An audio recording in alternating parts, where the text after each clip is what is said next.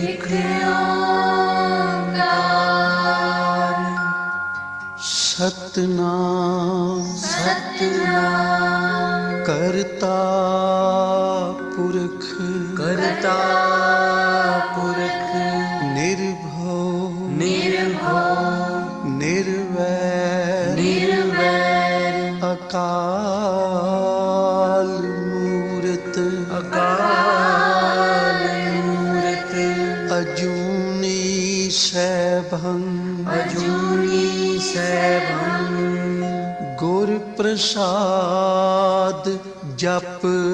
गुर प्रसाद जप आद सच जुगाद सच है भी सच नानक होसी भी सच नानक होसी भी सच सच।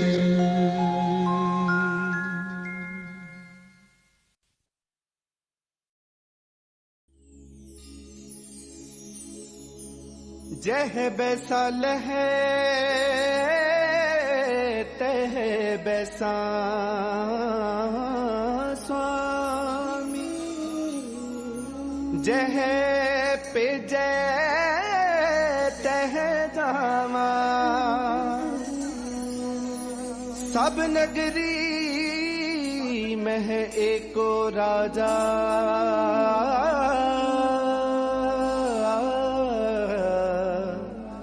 सभे पवित्र है थाम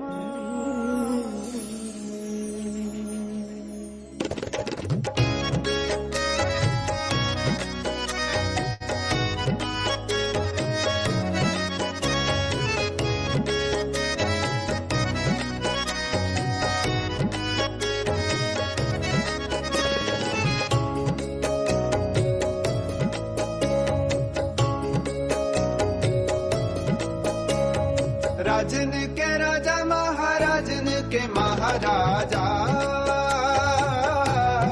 महाराजा महाराजा राजन के राजा महाराजन के महाराजा महाराजा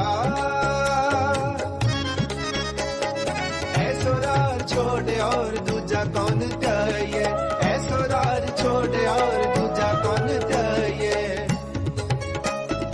राजा महाराजा महाराजा राजा महाराजा महाराजा राजा महाराजा महाराजा राजन के राजा महाराजन के महाराजा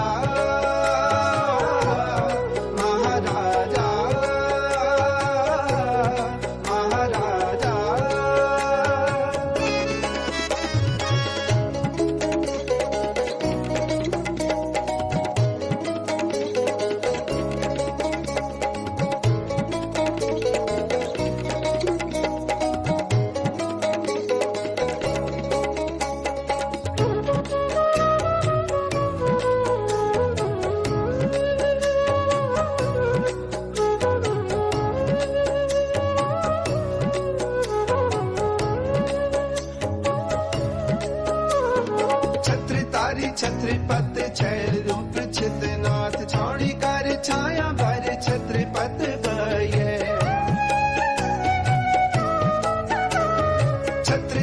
छत्रपत छैल रूप छितनाथ छाणी कर छाया भर छत्रपत भये राजा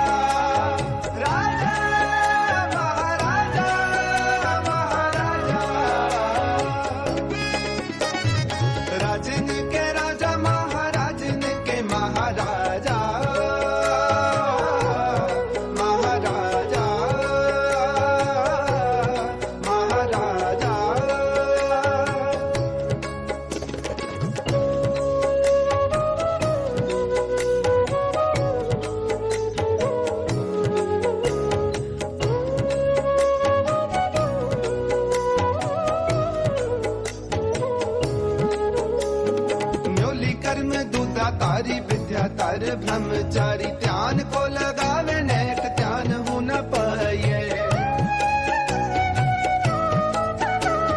न्योली कर्म दूता तारी विद्या तार ब्रह्मचारी ध्यान को लगावे नेक ध्यान हूं न पाए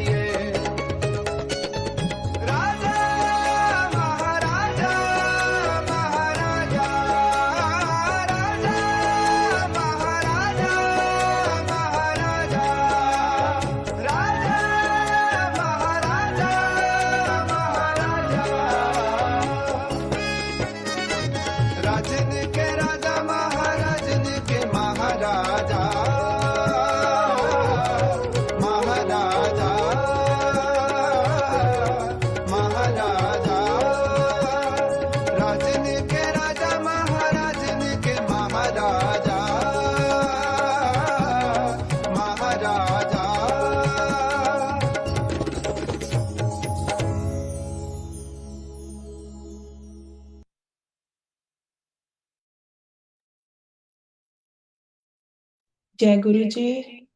शुक्राना गुरु जी, बहुत बहुत शुक्राना फिर से अपने दरबार में बुलाने का, अपने चरण शरण में बिठाकर अपनी सेवा लेने का। बहुत बहुत शुक्राना गुरु महाराज। आई हुई सारी संगत का गुरु जी के दरबार में बहुत बहुत स्वागत है। आज की सेवा मीनू आंटी करेंगी एंड मीनू आंटी आज रुद्र संहिता तृतीय पार्वती खंड का अध्याय शुरू होगा और वो चैप्टर 1, 2, 3 एंड 4 की सेवा करेंगे। मीनू आंटी, आपका बहुत बहुत स्वागत है गुरु जी के दरबार में। प्लीज अपने जय आप। गुरु जी। Thank you. जय गुरु जी आंटी। जय गुरु जी संगत जी।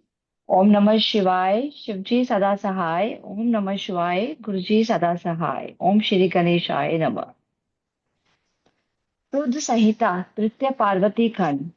हिमालय के स्थावर जंगम विविध स्वरूप एवं दिव्यत्व का वर्णन, मीना के साथ उनका विवाह तथा मीना आदि को पूर्व जन्म में प्राप्त हुए संकादि के शाप एवं वरदान का कथन। नारद जी ने पूछा, ब्रह्मांड पिता के यज्ञ में अपने शरीर का परित्याग करके दक्ष कन्या जगदम्बा सती देवी किस प्रकार गिरिराज हिमालय की पुत्री हुई, किस तरह अत्यंत उग्र तपस्या करके उन्होंने पुनः शिव को ही पति रूप में प्राप्त किया, ये मेरा प्रश्न है। आप इस पर भली भांति और विशेष रूप से प्रकाश डालिए। ब्रह्मा जी ने कहा, मुने नारद, तुम पहले पार्वती की माता के जन्म, विवाह और अन्य भक्ति वर्धक पावन चरित्र सुनो। मुनि श्रेष्ठ, उत्तर दिशा में पर्वतों का राजा हिमवान नामक महान पर्वत है, जो महातेजस्वी और समृद्धिशाली है। उसके दो रूप प्रसिद्ध हैं, एक स्थावर और दूसरा जंगम। मैं संक्षेप से उसके सूक्ष्म स्थावर स्वरूप का वर्णन करता हूँ। वह रमणीय पर्वत नाना प्रकार के रत्नों को आकर खान है और पूर्व तथा पश्चिम समुद्र के भीतर प्रवेश करके इस तरह खड़ा है मानो भूमंडल को नापने के लिए कोई मानदंड हो। वह नाना प्रकार के वृक्षों से व्याप्त है और शिखरों के कारण विचित्र शोभा से संपन्न दिखाई देता है। सिंह, व्याघ्र आदि पशु सदा सुख पूर्वक उसका सेवन करते हैं। हिम का तो वह भंडार ही है, इसलिए अत्यंत उग्र जान पड़ता है। भांति भांति के आश्चर्यजनक दृश्यों से उसकी विचित्र शोभा होती है। देवता, ऋषि, सिद्ध और मुनि उस पर्वत का आश्रय लेकर रहते हैं। भगवान शिव को वह बहुत ही प्रिय है, तपस्या करने का स्थान है। स्वरूप से ही वह अत्यंत पवित्र और महात्माओं को भी पावन करने वाला है। तपस्या में वह अत्यंत शीघ्र सिद्धि प्रदान करता है। अनेक प्रकार के धातुओं की खान और शुभ है। वही दिव्य शरीर धारण करके सर्वांग सुंदर रमणीय देवता के रूप में भी स्थित है। भगवान विष्णु का अविकृत अंश है, इसीलिए वह शालराज साधु संतों को अधिक प्रिय है।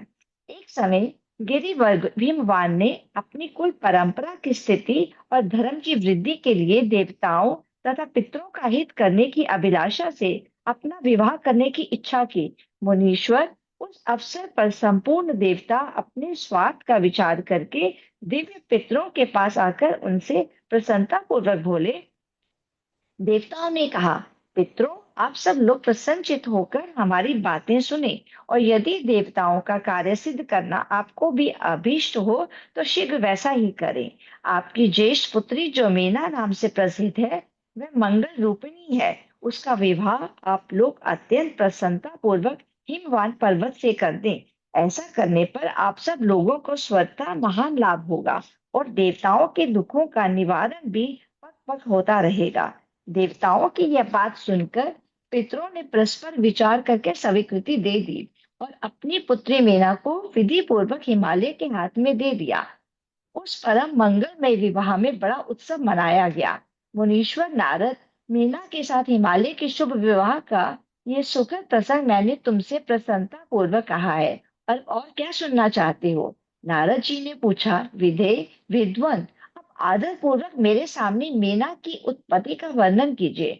उसे किस प्रकार शाप प्राप्त हुआ था, ये कहिए, और मेरे संदेह का निवारण कीजिए।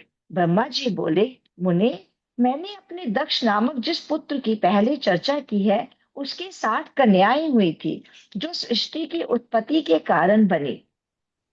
नारद, दक्ष ने कश्यप आदि श्रेष्ठ मुनियों के साथ उनका विवाह किया था।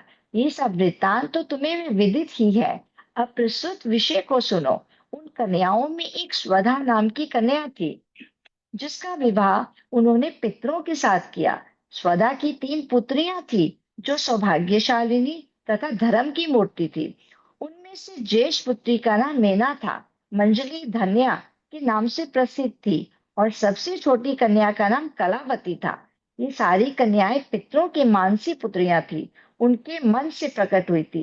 इनका जन्म किसी माता के गर्भ से नहीं हुआ था, अतएव ये अयोनिजिदा थी। केवल लोक व्यवहार से स्वदा की पुत्री मानी जाती थी। इसके सुंदर नामों का कीर्तन करके मनुष्य संपूर्ण अभीष्ट को प्राप्त कर लेता है। ये सदा संपूर्ण जगत की वंदनीय लोक माताएं हैं, और उत्तम अभ्युदय से सुशोभित रहती हैं। सब की सब परम योगिनी, ज्ञान निधि तथा तीनों लोकों में सर्वत्र जा सकने वाली हैं। मुनीश्वर, एक समय वे तीनों बहनें भगवान विष्णु के निवास स्थान श्वेत द्वीप में उनका दर्शन करने के लिए गई। भगवान विष्णु को प्रणाम और भक्ति पूर्वक उनकी स्तुति करके वे उन्हीं की आज्ञा से वहां ठहर गई। उस समय वहां संतों का बड़ा भारी समाज एकत्र हुआ था। मुने, उसी अवसर पर मेरे पुत्र संकादि सिद्धगण भी वहां गए और श्री हरि की स्तुति वंदना करके उन्हीं की आज्ञा से वहां ठहर गए। संकादि मुनि देवताओं के आदि पुरुष और संपूर्ण लोकों में वंदित है। वे जब वहां आकर खड़े हुए, उस समय श्वेत द्वीप के सब लोग उन्हें देख प्रणाम करते हुए उठकर खड़े हो गए, परंतु ये तीनों बहनें उन्हें देखकर भी वहां नहीं उठी। इससे सनत कुमार ने उनको मर्यादा रक्षार्थ उन्हें स्वर्ग से दूर होकर नर स्त्री बनने का शाप दे दिया। फिर उनके प्रार्थना करने पर वे प्रसन्न हो गए और बोले, सनत कुमार ने कहा, पितरों की तीनों कन्याओं, तुम प्रसन्नचित होकर मेरी बात सुनो। ये तुम्हारे शोक का नाश करने वाली और सदा ही तुम्हें सुख देने वाली है। तुम में से जो ज्येष्ठ है, वे भगवान विष्णु की अंशभूत हिमालय गिरी की पत्नी हो। उनसे जो कन्या होगी, वे पार्वती के नाम से विख्यात होगी। पितरों की दूसरी प्रिय कन्या योगिनी धन्या राजा जनक की पत्नी होगी। उनकी कन्या के रूप में महालक्ष्मी अब 3 होगी, जिनका नाम सीता होगा। इसी प्रकार पितरों की छोटी पुत्री कलावती द्वापर के अंतिम भाग में वृषभानु वैश्य की पत्नी होगी, और उनकी प्रिय पुत्री राधा के नाम से विख्यात होगी। योगिनी मीना पार्वती जी के वरदान से अपने पति के साथ उसी शरीर से कैलाश नामक परम पद को प्राप्त हो जाएगी। धन्या तथा उसके पति जनक कुल में उत्पन्न हुए जीवन मुक्त महायोगी राजा सिर ध्वज लक्ष्मी स्वरूपा सीता के प्रभाव से वैकुंठ धाम में जाएंगे। वृषभानु के साथ वैवाहिक मंगल कृत्य संपन्न होने के कारण जीवन मुक्त योगिनी कलावती भी अपनी कन्या राधा के साथ गोकुला धाम में जाएगी। इसमें संशय नहीं है। वे पति में पड़े बिना कहाँ किनकी महिमा प्रकट होती है। उत्तम कर्म करने वाले पुण्यात्मा पुरुषों का संकट जब टल जाता है, तब उन्हें दुर्लभ सुख की प्राप्ति होती है। अब तुम लोग प्रसन्नता पूर्वक मेरी दूसरी बात भी सुनो, जो सदा सुख देने वाली है। मीना की पुत्री जगदम्बा पार्वती देवी अत्यंत दुस्सह सब करके भगवान शिव की प्रिय पत्नी बनेगी। धन्या की पुत्री सीता भगवान श्री राम जी की पत्नी होगी और लोकाचार का आश्चर्य ले श्री राम के साथ विहार करेंगी। साक्षात गोलोक धाम में निवास करने वाली राधा ही कलावती की पुत्री होगी। वे गुप्त स्नेह में बनकर श्री कृष्ण के प्रियतमा बनेगी। ब्रह्मा जी कहते हैं, नारद, इस प्रकार शाप के ब्याज से दुर्लभ वरदान देकर सबके द्वारा प्रशंसित भगवान सनत कुमार मुनि भाइयों सहित वही अंतर ध्यान हो गए। सात, पितरों की मानसी पुत्री वे तीनों बहनें इस प्रकार शाप मुक्त हो सुख पाकर तुरंत अपने घर को चली गई। अध्याय 1 से 2 समाप्त। देवताओं का हिमालय के पास जाना और उनसे सत्कृत हो उन्हें उमा दधन की विधि बता स्वयं भी एक सुंदर स्थान में जाकर उनकी स्तुति करना। नारद जी बोले, महामते, आपने मीना के पूर्व जन्म की ये शुभ एवं अद्भुत कथा कही है। उनके विवाह का प्रसंग भी मैंने सुन लिया। अब आगे के उत्तम चरित्र का वर्णन कीजिए। ब्रह्मा जी ने कहा, नारद, जब मीना के साथ विवाह करके हिमवान अपने घर को गए तब तीनों लोकों में बड़ा भारी उत्सव मनाया गया। हिमालय भी अत्यंत प्रसन्न हो मीना के साथ अपने सुखदायक सदन में निवास करने लगे। मुने, उस समय श्री विष्णु आदि समस्त देवता और महात्मा मुनि गिरिराज के पास गए। उन सब देवताओं को आया देखकर महान हिमगिरी ने प्रशंसा पूर्वक उनसे उन्हें प्रणाम किया और अपने भाग्य की सराहना करते हुए भक्ति भाव से उन सबका आदर सत्कार किया। हाथ जोड़ मस्तक झुकाकर वे बड़े प्रेम से स्तुति करने को उद्धत हुए। शैलराज के शरीर में महान रोमांच आ गया। उनके नेत्रों से प्रेम के आंसू बहने लगे। मुने, हिमशैल ने प्रसन्न मन से अत्यंत प्रेम पूर्वक प्रणाम किया और विनीत भाव से खड़े हो श्री विष्णु आदि देवताओं से कहा, हिमाचल बोले, आज मेरा जन्म सफल हो गया। मेरी बड़ी भारी तपस्या सफल हुई। आज मेरा ज्ञान सफल हुआ और आज मेरी सारी क्रियाएं सफल हो गई। आज मैं धन्य हुआ। मेरी सारी भूमि धन्य हुई। मेरा कुल धन्य हुआ। मेरी स्त्री तथा मेरा सब कुछ धन्य हो गया। इसमें संशय नहीं है, क्योंकि आप सब महान देवता एक साथ मिलकर एक ही समय यहाँ पधारे हैं। मुझे अपना सेवक समझकर प्रसन्नता पूर्वक उचित कार्य के लिए आज्ञा दे। हिमगिरी का ये वचन सुनकर वे सब देवता बड़े प्रसन्न हुए और अपने कार्य की सिद्धि मनाते हुए बोले। देवताओं ने कहा, महाप्राज्ञ हिमाचल, हमारा हितकारक वचन सुनो। हम सब लोग जिस काम के लिए यहाँ आए हैं उसे प्रसन्नता पूर्वक बता रहे हैं। गिरिराज, पहले जो जगदम्बा उमा दक्ष कन्या सती के रूप में प्रकट हुई थी और रुद्र पत्नी होकर सुदीर्घ काल तक इस भूतल पर क्रिया करती रही, वे ही अंबिका सती अपने पिता से अनादर पाकर अपनी प्रतिज्ञा का स्मरण करके यज्ञ में शरीर त्याग अपने परम धाम को पधार गई। हिमगिरे, वे कथा लोक में विख्यात है और तुम्हें भी विदित है। यदि वे सती पुनः तुम्हारे घर में प्रकट हो जाए तो देवताओं का महान लाभ हो सकता है। ब्रह्मा जी कहते हैं, श्री विष्णु आदि देवताओं की ये बात सुनकर गिरिराज हिमालय मन ही मन प्रसन्न हो आदर से झुक गए और बोले, प्रभु, ऐसा हो तो बड़े सौभाग्य की बात है। तदंतर वे देवता उन्हें बड़े आदर से उमा को प्रसन्न करने की विधि बताकर स्वयं सदाशिव पत्नी उमा की शरण में गए। एक सुंदर स्थान में स्थित हो समस्त देवताओं ने जगदम्बा का स्मरण किया और बार बार प्रणाम करके वे वहां श्रद्धा पूर्वक उनकी स्तुति करने लगे। देवता बोले, शिव लोक में निवास करने वाली देवी उमे, जगदम्बे, सदाशिव प्रिय, दुर्गे, महेश्वरी, हम आपको नमस्कार करते हैं। आप पावन शांत स्वरूप श्री शक्ति हैं, परम पावन पुष्टि हैं, अव्यक्त प्रकृति और महत्व ये आपके ही रूप है। हम भक्ति पूर्व आपको नमस्कार करते हैं। आप कल्याणमयी शिवा हैं। आपके हाथ भी कल्याणकारी हैं। आप शुद्ध, स्थूल, सूक्ष्म और सबका परम आश्रय हैं। अंतर विद्या और सुविद्या से अत्यंत प्रसन्न रहने वाली आप देवी को हम प्रणाम करते हैं। आप श्रद्धा है, आप धृति है, आप श्री है और आप ही सब में व्याप्त रहने वाली देवी है। आप ही सूर्य की किरणें हैं और आप ही अपने प्रपंच को प्रकाशित करने वाली हैं। ब्रह्मांड रूप शरीर में और जगत के जीवों में रहकर जो ब्रह्मा से लेकर तृण पर्यंत संपूर्ण जगत की पुष्टि करती है, उस आदि देवी को हम नमस्कार करते हैं। आप ही वेद माता गायत्री हैं, आप ही सावित्री हैं, आप और सरस्वती हैं। आप ही संपूर्ण जगत के लिए वार्ता नामक वृत्ति हैं और आप ही धर्म स्वरूपा वेत्रिय हैं। आप ही संपूर्ण भूतों में निद्रा बनकर रहती हैं, उनकी शुदा और तृप्ति आप ही हैं। आप ही तृष्णा, कांति, छवि, तुष्टि और सदा संपूर्ण आनंद को देने वाली हैं। आप ही पुण्यकर्ताओं के यहाँ लक्ष्मी बनकर रहती हैं और आप ही पापियों के घर सदा ज्येष्ठा, लक्ष्मी की बड़ी बहन दरिद्रता के रूप में वास करती हैं और आपकी संपूर्ण जगत की शांति है। आप ही धारण करने वाली धात्री एवं प्राणों का पोषण करने वाली शक्ति हैं। आप ही पांचों भूतों के सार तत्व को प्रकट करने वाली तत्व स्वरूपा है। आप ही नीतज्ञों की नीति तथा व्यवसाय रूपिणी है। आप ही सामवेद की गीति है। आप ही ग्रंथि है। आप ही यजुमंत्रों की आहुति है।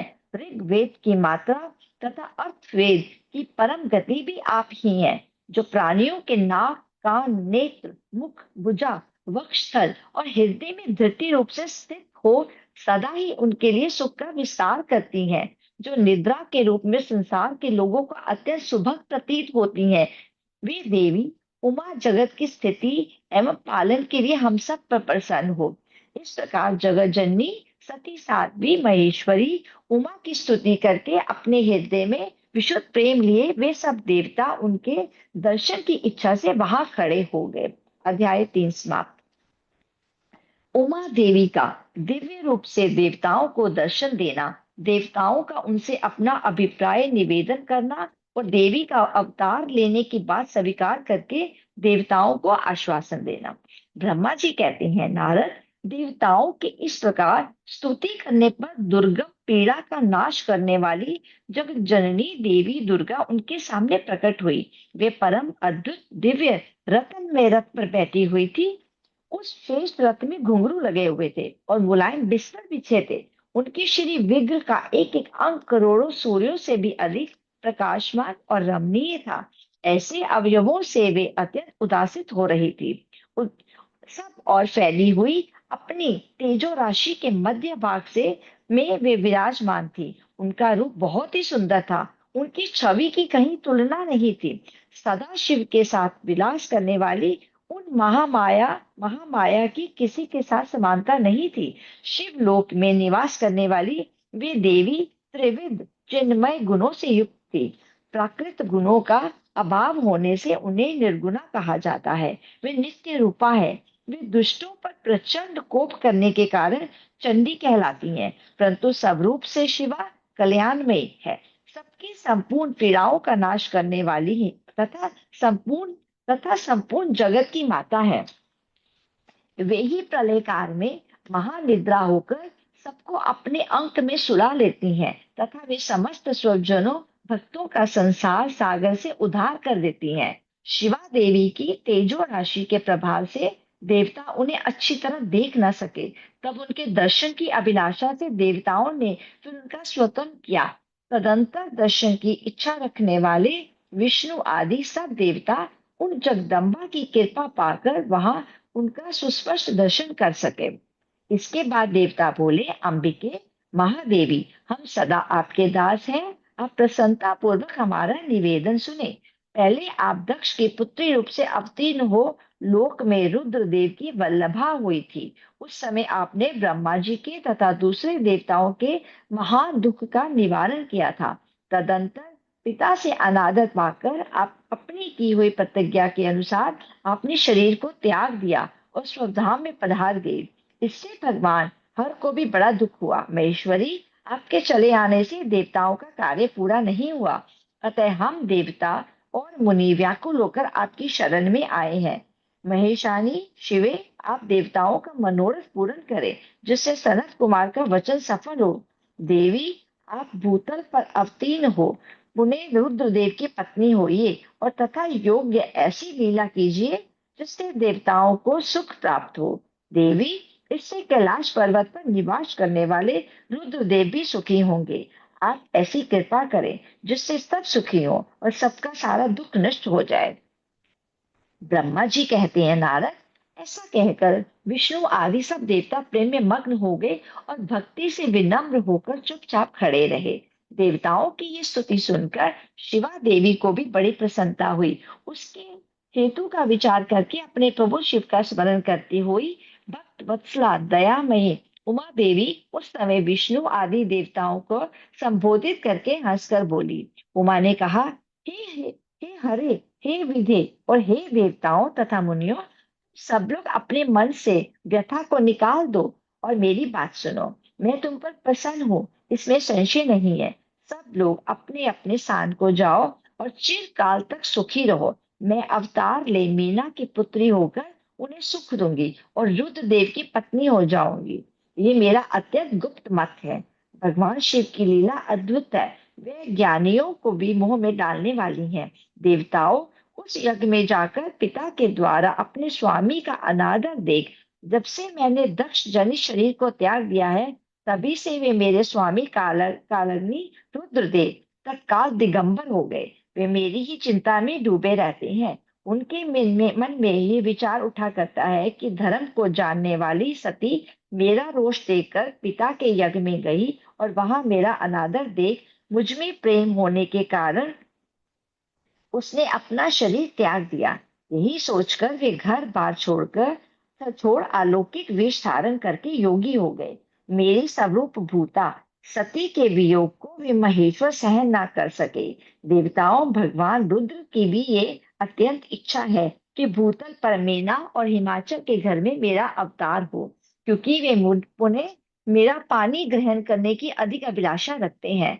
अतः मैं रुद्र देव के संतोष के लिए अवतार लूंगी और लौकिक गति का आश्रय लेकर हिमालय पत्नी मेना की पुत्री होंगी। ब्रह्मा जी कहते हैं, नारद, ऐसा कहकर जगदम्बा शिवा उस समय समस्त देवताओं के देखते देखते ही अदृश्य हो गई और तुरंत अपने लोक में चली गई।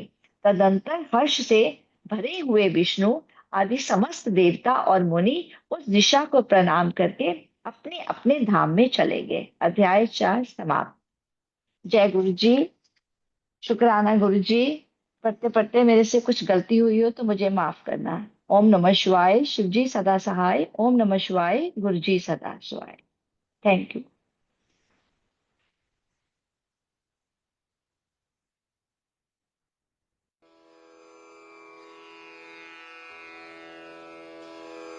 जय गुरु जी की।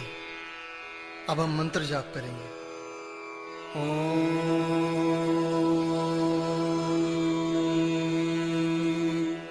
नमः शिवाय। शिव जी सदा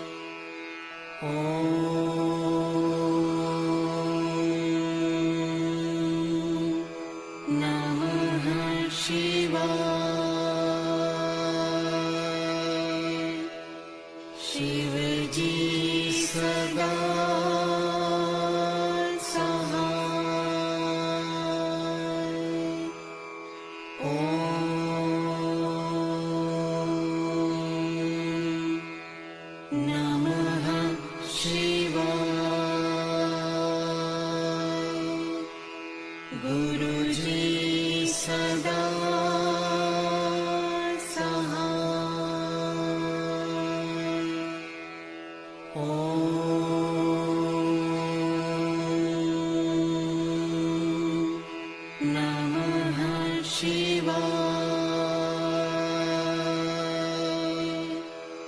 शिव जी सदा सहाय।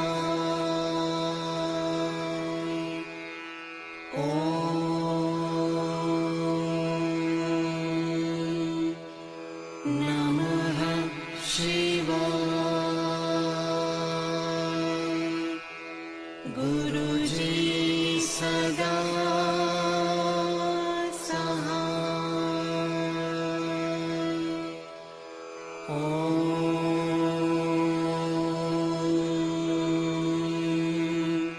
नमः शिवाय। शिव जी सदा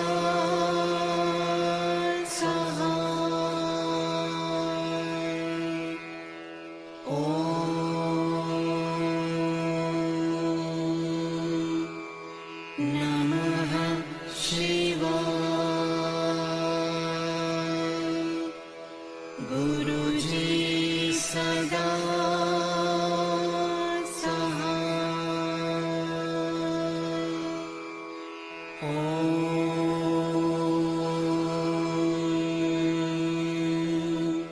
नमः शिवाय।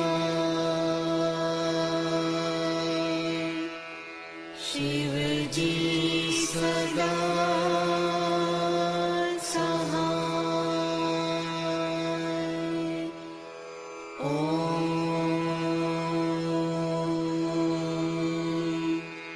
नमः शिवाय। गुरुजी सदा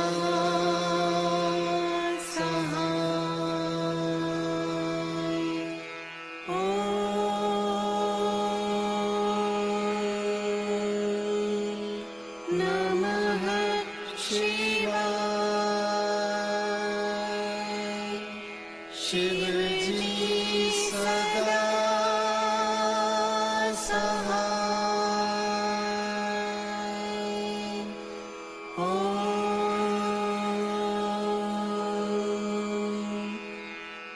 नमः शिवाय।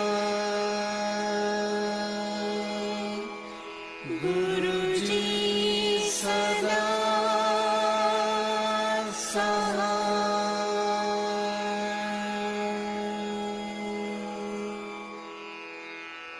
जय गुरु जी की।